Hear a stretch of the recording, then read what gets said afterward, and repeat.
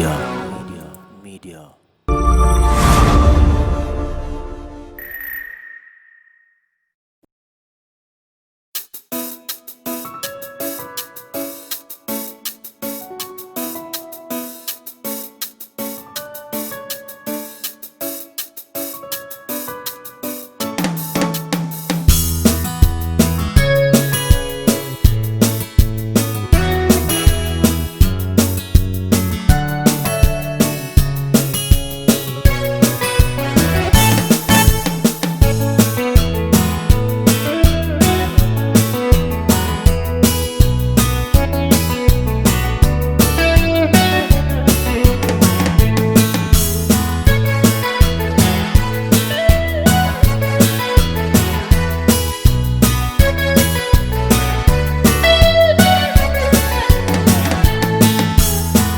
Makin ranfatu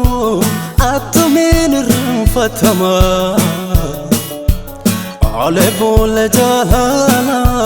ketif garan rafama ale makin ranfatu atumin ranfatama ale bole jalala ketifun rafama Olfaddu fanno ratbate fitte dimmako Olfaddu do alchite fotte lubbuko Olfaddu sina lattisen kan mafiyadu Olfaddu namni si qabu siyomi umbadome Olfaddu fanno ratbate fitte dimmako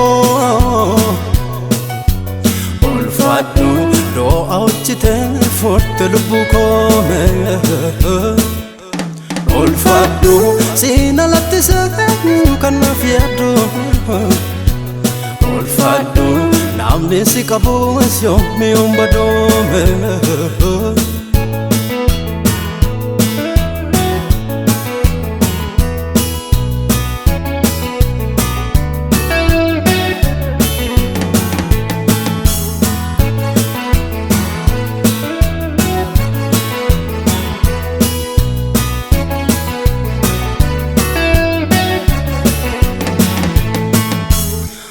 Kana matate garana pinjabane gargar si kemale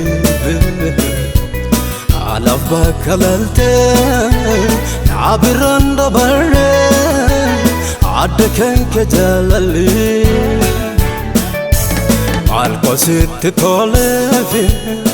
anan kan jallate gatim basubaste Fi muda male koda koti darbite Ofi kersa tate Olfaddu fanno ratbate fitte dimmako Olfaddu do alchite fotte lubbuko Olfaddu sina lattisen kan mafiyadu Olfaddu namni si qabu siyomi umbadome Olfaddu fanno ratbate fitte dimmako Olfaddu do alchite forte lubbuko Olfaddu sina lattisen kan mafiyadu Olfaddu namni si qabu siyomi umbadome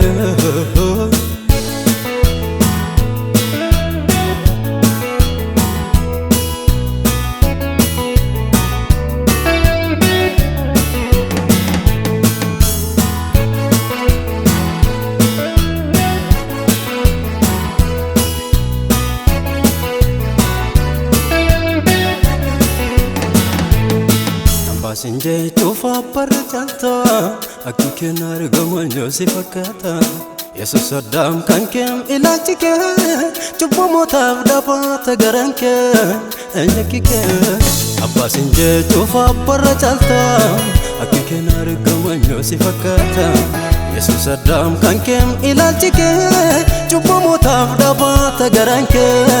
enkike Abba gaarii michoo sirriidhate kan nama keessisa nafamada ubadde mahadaleera nyummake jalallike kaanura marranadda Abba gaarii michoo sirriidhate kan nama keessisa nafamada ubadde mahadaleera nyummake jalallike kaanura marranadda Olfaddu fannorat boote fitte dhimma koo Olfaddu do'a hojjete furte lubbuu koome Olfaddu siina lattisen kan naaf yaaddu Olfaddu namni si qabu yoommi yoom badoome